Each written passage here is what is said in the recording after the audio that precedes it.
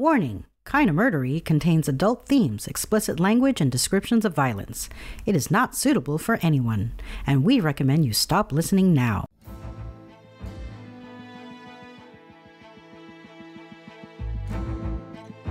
Hello everyone, and welcome to Kinda Murdery, a true crime podcast that's mostly about murder, and always about the strange and compelling stories that arise when the path less traveled twists to darkness, and those who walk its shadows surrender to violence and corruption. I'm your host, Zevin Odelberg, and we have a perilous journey ahead, so thank you for lending me your courage and good company. Hello all, and thank you for joining me on this Sunday. I'm recording on Friday, and I'm gonna hop right into it because I've got a scout camping trip to pack for. And so today I'm going to be telling you a story I found in a edition of True Detective magazine from April 1983.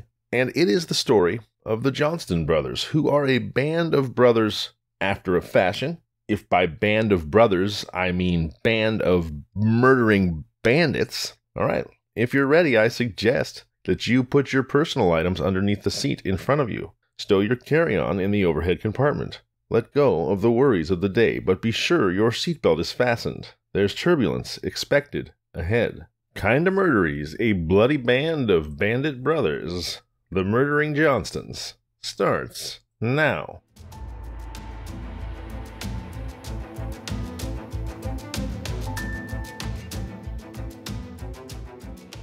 The Johnston brothers of southeastern Pennsylvania were known as burglars and thieves. There was David, Norman, and Bruce. Bruce was the eldest of the three and also the reputed leader. In 1980, the year they were brought into justice, they were respectively 32, 31, and 41 years of age, so hardly too young to know better. The gang involved family and friends. Back in 1977, young Steve Johnston began stealing cars, trucks, tractors, and plywood with his father, Bruce. The boy had been raised by his mother and grandmother and had seen Bruce only a few times before 1975. His stepbrother, James Jimmy John Johnston, also raised by a relative, was involved in the burglary ring too. Side note, I finally found a real person named Jimmy John. I'm thrilled about this. But in the summer of 1978, Steve, then 20, decided to blow the whistle on the operations. His tongue was loosened when, while in the Chester County Jail on theft charges, his girlfriend, Robin Miller, 15, related a story that angered him. She said that Bruce and cohort James Sampson, 24, took her to a motel and gave her a bottle of beer and some pills. When she woke up, she told him, she had found her tampon missing and she had been raped. Steve was upset, understandably. Jeez. He sent word out to his lawyer, "Make me the best deal you can." The lawyer, after some thought, went to see Charles Zagorski, chief of Chester County Detectives. "Charlie," he asked, "are you interested in talking to Steve Johnston about his father?"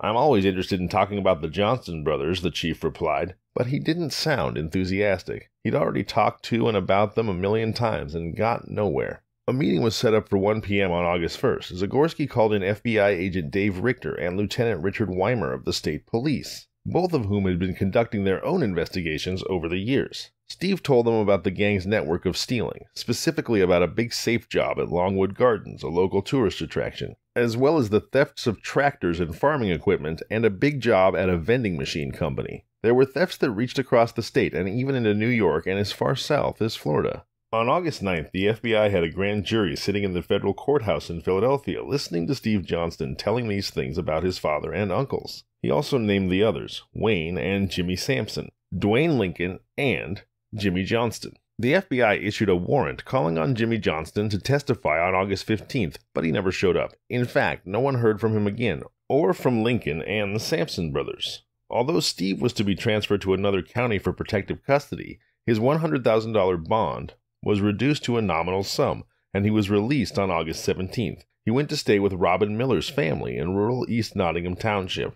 On Tuesday, August 29th, he and Robin went to Hershey Park. It was after midnight when they came home, and as Steve pulled into the driveway and stepped out of the car, he was hit from behind by a hail of bullets. He staggered and fell back into the car, his head between the front seats. He told Robin to run. Then she screamed, and Steve saw a red mark on her chin before she ran into the house. He lay in the car a few more seconds, then followed. The shooting stopped. A neighbor, hearing the commotion, jumped out of bed and ran downstairs and turned on the outside lights. He thought he heard a car pull away, but he saw only the yellow Volkswagen that Steve Johnston had been driving. Meanwhile, inside the Miller home, Steve found Robin on her mother's bed. No one else was home. He tried in vain to help her breathe, but her life was rapidly slipping away. He called the police, who found him wandering around inside the house, his own body and head riddled with 9 bullets. When the ambulance crew arrived, he was sitting on the bed, bleeding, by the still form of his pretty brown-haired girlfriend. She was pronounced dead on arrival at the hospital in nearby Jennersville.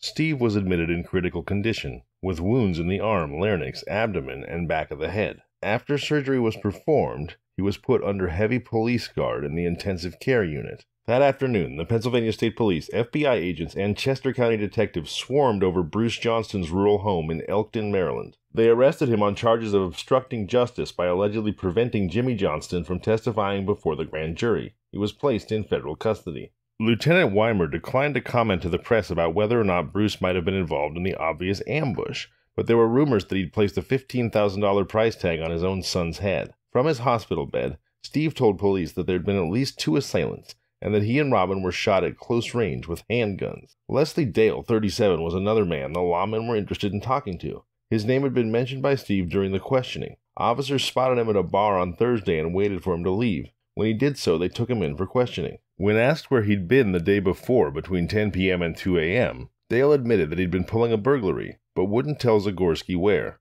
He also told Zagorski that he wanted immunity if they wanted him to talk. So Dale, a known burglar, was arrested on burglary charges but not connected with the shooting, and lodged in jail. Another gang member, Ricky Mitchell, 37, heard that the police were looking for him concerning some burglaries. He hid out until September 5th when he turned himself in. Meanwhile, when word spread through the prison grapevine that Leslie Dale was in custody, an inmate at the Lackawanna County Jail started to do some serious thinking. As a result, in mid-September, FBI agent Richter received word that Carl Park wanted to talk to Zagorski. So, Richter and the detective chief took a ride north and met Park, whom Zagorski knew from 10 years before. That was when Park, Leslie Dale, and another man had allegedly used identification and forged checks from cohort John Jackie Bain, whose body had been found in a creek. Hunters had seen Park and Dale near the creek, so police had picked up the 2 suspects, but they were never able to pin anything on them because there was no official ruling of foul play. So now Park was sitting in jail confessing that he'd murdered Bain. He said that he and Dale had feared having Bain squeal on their thievery, so they'd hit him alongside the head and held him underwater until he was drowned. Park admitted that he was now having some second thoughts about his lifestyle. He wanted to clear things up and make a deal, now that Dale was in custody on other charges. For whatever reason, Zagorski later commented, he wanted to tell, and he wanted a deal. At that time, it was not bad to have that information on Leslie Dale. The lawman discussed the deal with District Attorney William Lamb, who planned to dig up Bain. And the dealing with Park went on through September and the early part of October. Meanwhile, Bruce Johnston was able to raise bond. On September 29th, he was released from jail. In addition to the federal charges, the state police had also arrested him for various burglaries and thefts. But our efforts were once again thwarted, a state police official later observed. He got out again. In the Bain investigation, the lawmen transported his preserved organs to Dr. DeMeo, a renowned New York City forensic pathologist. He examined the body for several hours, then announced that the cause of death was drowning, just as Park had said. Detective Chief Zagorski returned to see Leslie Dale, who said, "I ain't talking to you, Charlie. You railroaded me." But he didn't have to talk. The police arrested him and Park for Bain's murder. After a preliminary hearing, they were remanded for trial. The lawmen weren't any closer to solving Robin Miller's murder, although they were willing to bet who was behind it all. Then, on November 30th, Zagorski and Assistant District Attorney Dolores Troiani were visiting Park when the chief detective suggested, "Let's go and visit Leslie Dale." The suspect, of course, didn't want to talk to Zagorski and began cursing him. "Talk to anyone you want," Zagorski snapped. He left the assistant DA and Dale alone. Then about 5 minutes later, they called him back in. "He can tell us about 7 bodies," Dolores Troiani announced. Zagorski began advising him of his rights, but Dale said he knew what he was doing. He wanted to deal, and he assured Zagorski that he wasn't merely talking because he'd been arrested for the Bain murder. "I've had enough of this life," he said, explaining that he wanted to make a clean break of things because of his teenage son, whom his ex-wife was raising. "I can show you 7 bodies," he said, then counting them out on his fingers. "Robin Miller, Jimmy Sampson, Jimmy Johnston, Dwayne Lincoln, Wayne Sampson, Gary Crouch." "That's only 6, Zagorski pointed out. "Is Bain number 7, Troiani asked. Dale laughed and said they would talk about it later. "You gotta show us a little good faith here, Leslie," the chief detective suggested. "Show us a body tonight." Dale said that he would. "What do you know about the kids?" Zagorski asked in reference to the missing boys. "Charlie, I know they're dead," Dale replied. but I had nothing to do with that. He explained that after Jimmy Johnston, Dwayne Lincoln, and Wayne Sampson were murdered, he heard it from the Johnston brothers that they were buried in the Brandywine Game Preserve near Pennsbury Township. They'd allegedly told Dale that they'd walk the boys right up to the graves among thick briars. What else do you know? Zagorski persisted. That's it, Dale said. But I'll bet you that in 10 minutes they'll know I'm talking to you. He suggested that the state police put some heavy patrols in the Chadds Ford area, and also in another area south of Oxford, near the Maryland state line, because he felt that the brothers would try to dig up the bodies, including Crouch's. Dale also told them that the key to the murders was Ricky Mitchell. Zagorski made arrangements to take Dale out of prison. He handcuffed the suspect and with Troiani drove him to the courthouse, where they placed him in the custody of Detective Larry Dampman. Zagorski and Troiani next conferred with District Attorney Lamb. Half an hour later, at 5:30 p.m., Dampman brought in the suspect. Leslie Dale appeared relaxed as he drank coffee and smoked cigarettes. The DA told him that any deal would be contingent on 2 conditions: that he hadn't done any of the killings himself, and that he would show them a body that night. He agreed. He would take them to where Gary Crouch was buried. He admitted that Bruce Johnston had paid him to dig the grave and to assist in killing Crouch, because Crouch was snitching to the police in Delaware. Crouch had been listed as missing since July 1977. The detectives, Troiani and Lamb, drove Dale to Pottsville, where they met a party from the state police. Under the direction of Lieutenant Weimer, they all drove to a road in Highland Township, then turned onto a dirt road for about a half a mile before they stopped. Still handcuffed, Dale played a torch beam over the open field and woods, then into a tree-lined road. Right there, he said. Right in there is the body. Zagorski nodded, and then he said, Let's go, Leslie. He removed the handcuffs. The whole group were led by Dale into the trees for about 50 yards. They stopped while Dale walked around and pushed some leaves with his foot and moved 2 dead branches. Dig right here. The lawmen started digging. Those not engaged on the task sent out for coffee to keep them warm and made a bonfire. Dale stood at the edge of the circle, his face intense in the artificial light, his eyes staring down into the widening hole. 2 feet down, an unpleasant odor started rising from the ground. A full hour and a half after the digging started, one of the lawmen called out, I have something here. They took Leslie Dale away and drove him back to the courthouse where he conferred with his attorney, and while patrols kept a vigil in the area, the lawmen painstakingly dug around the body, careful not to disturb anything while they looked for evidence. They went through the dirt with spoons, trying not to damage the body, which was already in bad condition from a year's informal burial. The face was skeletonized, but the hands were intact enough for investigators to later roll fingerprints. That, plus a high school ring, positively identified the body as that of 30-year-old Gary Crouch. Dr. Halbert Fillinger, an assistant medical examiner in Philadelphia, performed the autopsy. His findings revealed a bizarre aspect of the brutal murder, that Crouch had been buried alive. There was a gunshot wound in the head, but there was also gravel in Crouch's throat, indicating that he'd not been dead when covered with dirt. According to Fillinger, it could have been as little as a few minutes or as long as 3 hours until Crouch finally expired. The cause of death, he noted in his report, was the gunshot wound to the back of the head, with suffocation by gravel as a contributing factor. On December 4th, when they paid Ricky Mitchell a visit in Broadmeadows Prison, he wasn't the least bit happy to see Zagorski and Troiani. Leslie Dale is cooperating with us, the detective chief announced, then added, and we hear there's a contract out on your life. You want to cooperate with us too? Get the hell out, Mitchell spat. I don't want to talk. I don't have anything to say. During the next 3 weeks, though, Mitchell did a little research of his own and found out that there was indeed a contract out on his life. So, on December 26th, his lawyer contacted the DA's office, and at 6 p.m. that day, Zagorski and Troiani met the lawyer in his office. The latter related that his client wanted a deal. Mitchell was also claiming not to have killed anyone, although he did know about the murders, and he wanted probation or something minimal, like Carl Park had been promised. Late that night, D.A. Lamb advised Zagorski that there wouldn't be any deal until they learned what Mitchell knew, and the extent of his actual involvement. By December 28th, Mitchell was ready to talk. At around 2:30 p.m., Zagorski, Troiani, and the suspect's lawyer sat down in the prison ward at Sacred Heart Hospital in Chester, where Mitchell had been confined after an epileptic seizure. Mitchell told them that although he did not have anything to do with the murder of Robin Miller and the shooting of Steve Johnston, he did know about the incident. The triggermen, he said, had been David and Norman Johnston. His own part in the crime, he explained, had been to arrange dates for himself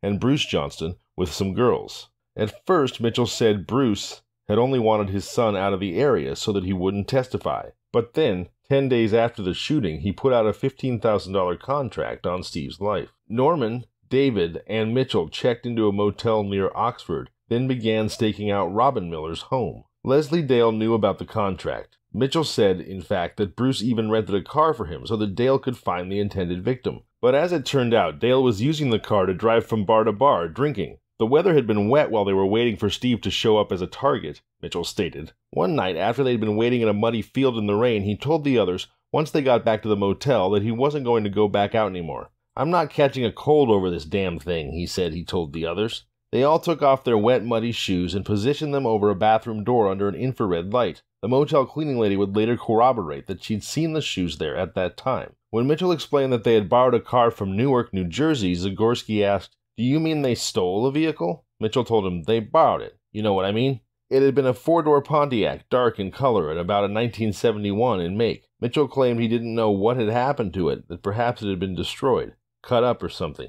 He didn't know what had happened to the murder weapons either. The girl being killed was a mistake, Mitchell added. He claimed that he didn't know any of the boys in the grave, though he could probably recognize their pictures. They showed him one of Jimmy Johnston, which he identified. According to Mitchell's information, Bruce wanted the boys dead because they were going to testify against him. Bruce, David, and Norman drove to a hardware store, where Mitchell bought 2 shovels and a bag of lime. Then David dropped off Norman and Mitchell to dig the hole. "I'm not a gambler," Mitchell told his interrogators, "but I'll bet I can find them for you." The next day, according to Mitchell, Bruce and Dale signed Jimmy Johnston into a motel in Gap, paying for the room with a $100 bill. The motel clerk later recalled this and identified Bruce as the man who'd been with Dale. Mitchell said he couldn't recall the date, but it was later pinpointed as August 16th. That was the day they first brought in Jimmy Johnston, whom they'd asked to help move a stolen tractor in the woods. So he went with Mitchell, David, Norman, and Bruce to the area where the hole had been dug.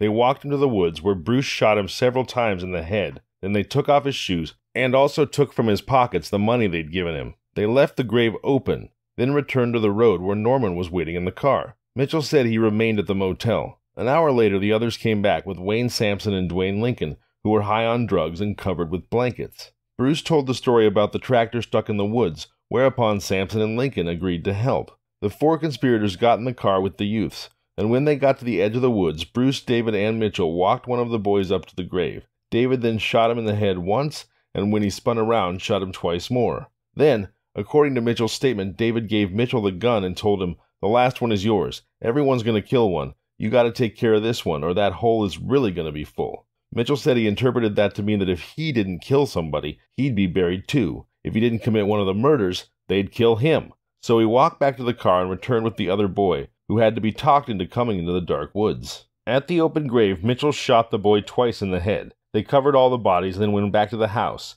after throwing the shovels into the Brandywine Creek. For Mitchell's part in the killings, the Johnstons paid about $750 towards some car repairs. The mechanic later testified that he did repair Mitchell's car and that David and Bruce had paid for it in $100 bills. Jimmy Sampson, Mitchell said after identifying a photo, was the one that they'd buried in a landfill. They'd lured him to his death by telling him that they were going to commit a burglary. The investigators felt that Mitchell wasn't telling them everything, and court testimony would later prove this true. But it was, as one lawman put it, a damn good place to start. The next day, December 29th, Traiani, Zagorski, Weimer, and the other county and state investigators met with D.A. Lamb. He told them that providing Ricky Mitchell's information was accurate, and he'd killed only one of the victims, and would lead them to the gravesite and would testify against the others, they could offer him 10 to 40 years of imprisonment as the deal. Dolores Traiani drew up the agreement, and the next day she and Zagorski met Mitchell and his lawyer at the hospital prison ward. Mitchell, who didn't like the terms, insisted on something easier, like probation, or a few years, but finally he agreed. The attending physician then released the suspect to their custody. Mitchell soon directed them to the Brandywine Game Preserve bordering Pennsbury Township. "This looks like the place," he said, pointing to a wooden gate. Detective Dampman and a state trooper took Mitchell out of the car and began walking him up the road along the cornfield. At 5 p.m., Dampman radioed back that they'd found the place. It was just growing dark. "Are you sure this is the spot?" Zagorski asked Mitchell when they arrived. The area was covered with logs, like Crouch's grave had been. "I'm not only sure," Mitchell said. "I'm positive." While Mitchell was taken back to the prison hospital, the lawmen began the painstaking work of digging up the bodies. It was 8:30 p.m. before they hit the first body, stacked on the other two. Later, Dr. Fillinger's postmortem examinations would determine that Jimmy Johnston, 18, Dwayne Lincoln, 17, and Wayne Sampson, 20, were killed by gunshot wounds to the head. The investigators would have liked to dig up Jimmy Sampson too, but it was out of the question. Mitchell said that he had been buried at the landfill near Honeybrook. As Zagorski later explained, by then it would have been under about 75 feet of compacted dirt and trash. It, of course, being Jimmy Sampson's body. It was impossible to dig up because it was a health hazard, he added. Various gases accumulate in a landfill, and you'd have to move about 300 tons of dirt a day, put it back at night, and start all over again. It was something that just couldn't be done. Now, armed with solid evidence, however, the investigators could corroborate the statements made by Dale and Mitchell. The officers put the information together and had warrants issued, charging the 3 Johnston brothers with multiple murders. 2 of the Johnstons were already in jail. David had surrendered to the police on December 12th, but on burglary charges. The next day, Bruce had been nabbed on a shoplifting charge. But Norman was more elusive. The lawmen eventually got word that he was at a motel in Maryland. They kept watch on the place until January 13, 1979, when the FBI arrested him in connection with the interstate burglary operation. The federal charges circumvented the need for extradition to Pennsylvania. Norman and David Johnston were the first to go on trial. They were charged with the murders of Jimmy Johnston, Dwayne Lincoln, Wayne Sampson, Jimmy Sampson, and Robin Miller. Wayne Lamb, though no longer district attorney, was made special prosecutor for the case. He contended that the deaths were the result of contract killings to buy silence. The defense argued that the police had persecuted petty thieves, then based their murder cases on the testimony of 2 admitted killers, Dale and Mitchell. Over 150 persons were called to the witness stand. There would have been more, but the individuals were afraid to testify. One of them, a woman, was allegedly beaten, drugged, threatened with death, and later had her house burned down. The investigators didn't blame anyone for being afraid to testify. If you talked, you were buried, Zagorski later recalled. The Johnstons had a track record of it. Testimony ended during the second week in March 1980, just 7 weeks after the trial started. It took the jurors 28 hours of deliberation spread over 4 days to sift through the evidence and reach a unanimous verdict. At last, on Tuesday, March 18th, the foreman announced the verdict. The 2 brothers remained visibly calm. Norman and David Johnston were found guilty of murdering James Johnston, Dwayne Lincoln, Wayne Sampson, and Robin Miller, and not guilty in the murder of James Sampson, whose body had never been recovered. When Bruce Johnston went on trial later that year, Prosecutor Troiani told the jury he intended to show that the murder plans had the signature of the mind of Bruce A. Johnston. And Judge Leonard Sugarman told the jury, as he had at a previous trial, that the witnesses were corrupt and polluted sources, and that they should take that into consideration while listening to the testimony. The first day, witnesses took the stand regarding the murder of Gary Crouch, the first to die. One of them was Detective John Quigley of the Delaware State Police, who testified that Crouch had been cooperating with him, implicating the brothers and numerous others in the theft operations. According to Quigley, immediately before he disappeared, Crouch had planned to meet Bruce Johnston and Leslie Dale. Also called to the stand was Crouch's girlfriend, who testified that she'd last seen him at 11 p.m. on July 19, 1977, shortly before an alleged rendezvous with Bruce. When Crouch never returned, she went to see Bruce to inquire as to his whereabouts, and he told her not to worry about Gary. The police will find him, wherever he is. On the second day of the trial, Leslie Dale described how Bruce had panicked at the sight of Crouch's blood all over the car when he, Dale, had shot him from the back seat. "I put the gun behind Gary's head and shot him," said Dale, who'd been paid $3,000 to do so. Bruce's eyes got real big and he said, "Look at the hole in the windscreen." Bruce got out of the car and ran around the front of it. I said, "Get back in the car." Bruce said, "Look at the blood coming out of it." They drove to the already dug grave, where Bruce went through the victim's pockets, giving Dale just over $80 as a bonus. Then, as they were putting Crouch in his grave, Dale noticed one of his eyes open and commented, "He's peeking." They took the stolen car to a field and set it on fire. Then they returned to cover the body, hoping that Crouch didn't crawl out. A month later, they returned again to make sure the dirt hadn't shifted. Under cross-examination by the defense, Leslie Dale admitted that he had at first lied to the police, telling them that Bruce had pulled the trigger. "I didn't think it was a big lie," he testified. "I just switched seats in the car. The man up front is charged with the murder, just the same as the man in the back." The lie resulted in the original, more lenient plea bargaining to be thrown out the window. Instead, Leslie Dale received 10 to 20 years in prison, to be followed by 20 years probation. The next day, another witness testified that Bruce had told him about Crouch's murder in the following manner. "I gave him a new job, pushing up daisies."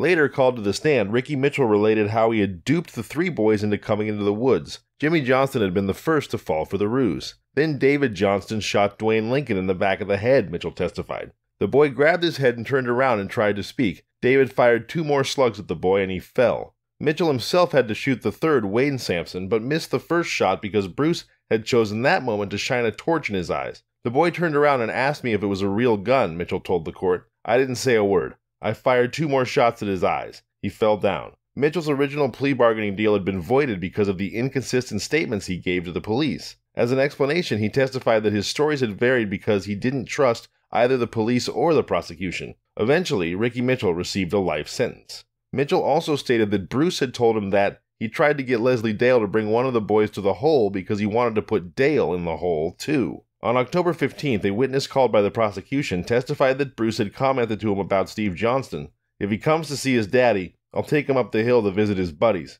He also stated that Bruce and Mitchell had tried to enlist his help in digging the graves, but he told them, I'm a burglar, not a murderer. Called to the witness stand, Leslie Dale related that he agreed to kill Jimmy Sampson for $8,000, but that he'd only been trying to swindle Bruce out of the money so that he could leave the area.